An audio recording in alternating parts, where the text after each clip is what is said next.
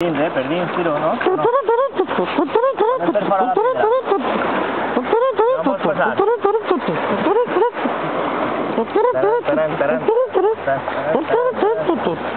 Bueno amigos, en este tercer y parece ser que último capítulo, una corriente de agua marina nos ha llevado a kilómetros de Ibiza. Como podéis ver, estaremos como a unos 10 kilómetros y todavía nos alejamos.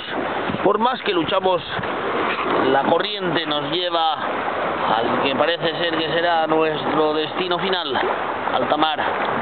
Allí, con la colchoneta Mosso de Nufle, ya no habrá muchas más oportunidades de sobrevivir. El agua a bastantes grados bajo cero nos congelará en 10 minutos todas las extremidades y moriremos ahogados sin remedio alguno. Es así pues que buscamos barcos, amigos. Sí. De Gandía.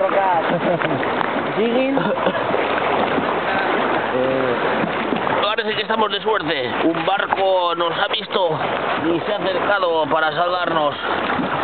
Al parecer este no será el último café. Era mentira, que se va a costar de la llave. Me volía a callar, Bueno, va, res, xiquets. Hasta la próxima aventura de los tres intrépidos.